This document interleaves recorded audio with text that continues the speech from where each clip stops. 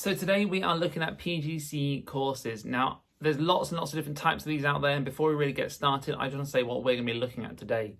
So the first thing is we're going to be looking at a primary PGCE course. That's because these are different to secondary PGCE course and adult learning PGCE courses. That's because, well, there's a few things. First of all, a primary course obviously teaches you how to teach primary school. You also, for a primary course, do not need a degree in a certain subject. If you were to go and do a secondary school PGCE, you'd need at least 50% of your degree to be in the subject you want to teach at secondary school. However, at primary school, it's helpful if you have a degree in a subject you'll be teaching at primary school, but it's not necessary, seeing as you will be teaching all the subjects anyway, so you'll need to be a specialist in everything by the end of it. You will be doing 24 weeks in your placement no matter what, but obviously you'll be doing your placements across Key Stage 1 and Key Stage 2 in a primary school, not in a secondary school. So if you're looking to do a PGCE in a secondary school, then I'm afraid this video isn't necessarily for you. Though it may give you some tips about what might be coming up, but I haven't really looked for secondary schools.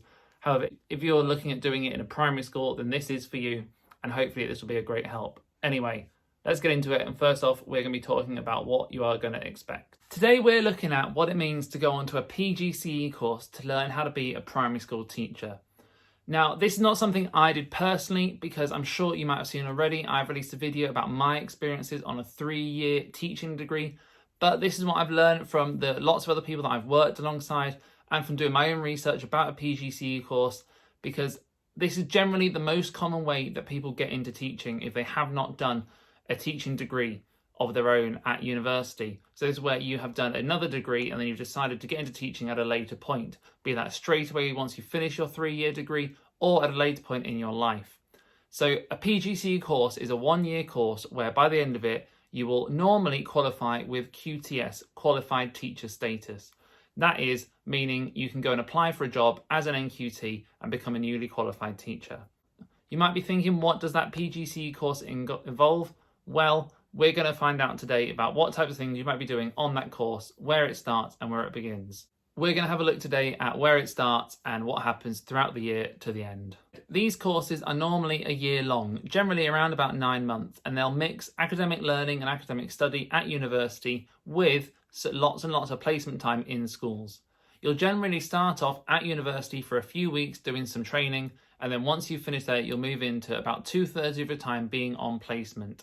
This is normally spent with about 4 days in school and 1 day out of school at university, though sometimes there can be blocks where you have a week or more at university before you go back into training. You'll go to 2 or 3 different placement schools throughout your time to learn about teaching in different year groups and to decide for yourself where you would like to be a teacher. To think about, do you want to teach in Key Stage 1, Key Stage 2, and in those key stages, which year groups you want to end up teaching. Throughout your PGCE course, you're going to be assessed on various different points all the way up till the end of the year when you get your final placement grade and your final grade as a whole.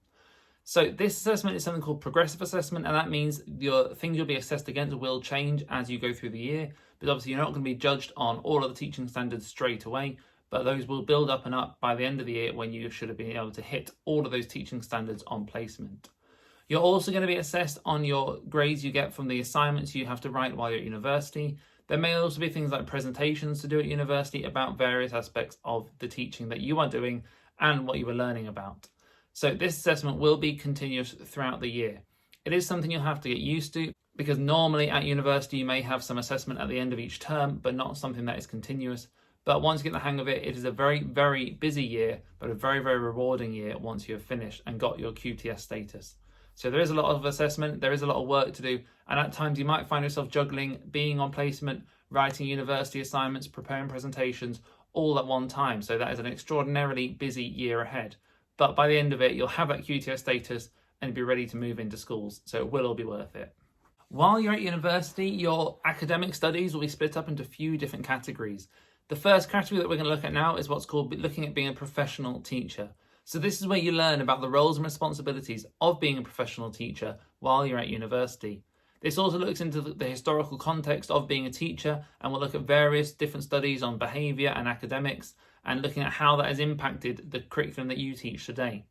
This is where you really learn about the bread and butter of what being a teacher is, how it's more than just being at school from 9 till 3, it's more than just delivering content to children, but actually being able to engage them, being able to talk to them, being able to make sure they understand what you're talking about and understanding how they are feeling. Teaching is a massive profession. It's more of a lifestyle than a job. And this first set of lessons on being a professional teacher will really help you to understand that, and will show you what it means to be that teacher, to be the teacher that those children need, and obviously to be able to adapt yourself to the classes you're teaching.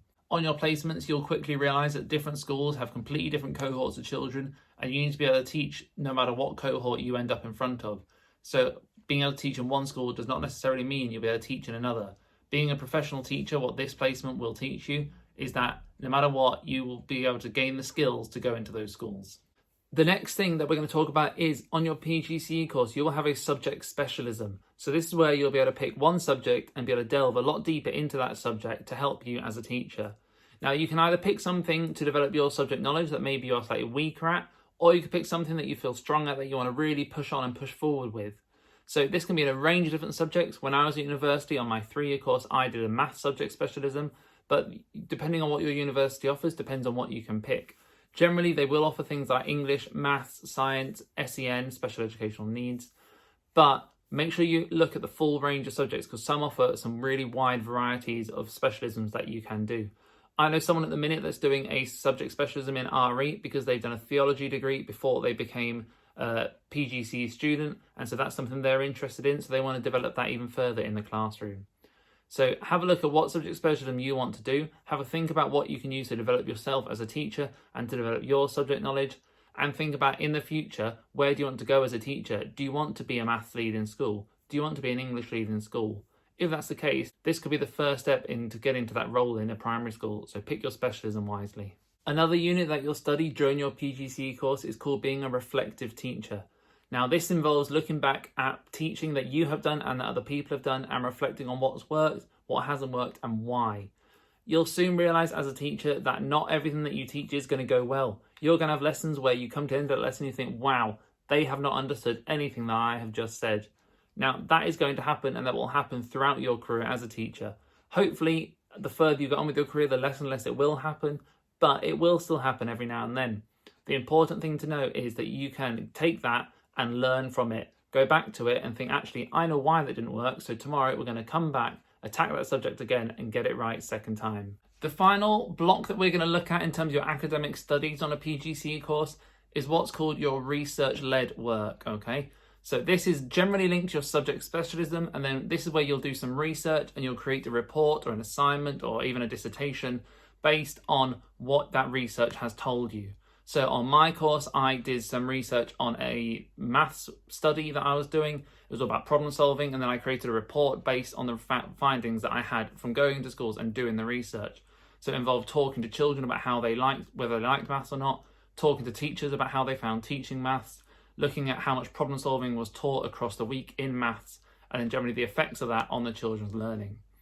So this again is really important for you to start to develop your knowledge of how things are affected in school, and it's also a really good way to prove you are a good academic learner and to show that you are using those research skills to inform your own teaching as well as just writing a report for university. Your research-led study can be really, really interesting if you pick a good subject that you enjoy and you pick a good question to answer.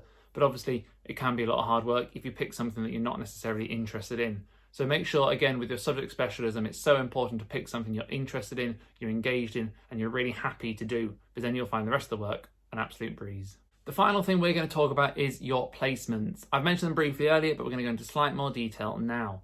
So your placements will be spread out across a majority of your time at school. Roughly 2/3 of your time will be spent on placement throughout your year as a PGCE student.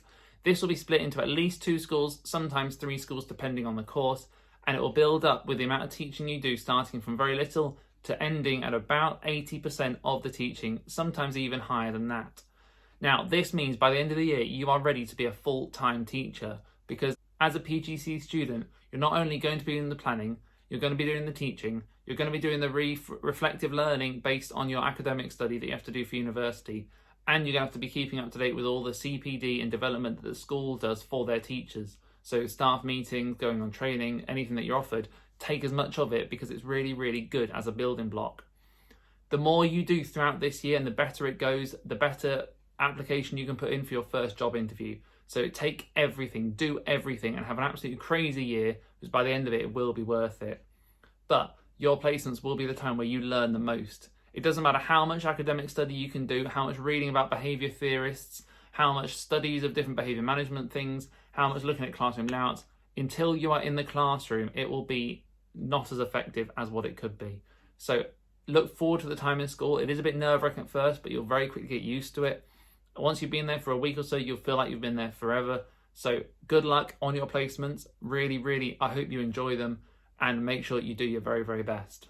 If you still have some questions about doing a PGCE course and you haven't had them answered so far, then feel free to drop them down in the comments below, because as I said, I didn't do a PGCE course. This is just what I've learned from other people and what I've learned from looking online. So it might be that I can ask someone else about what happened to them and I can get back to you with the answer, or I can point you in the right direction of things to look at. So please let me know if you have any more questions, and I will do my best to answer them for you. And as always, there's a new video on a Tuesday and a Friday at about 5 o'clock in the afternoon. So look forward to that. Please subscribe if you think this is something you're enjoying and you want to see more of, and I will speak to you all soon.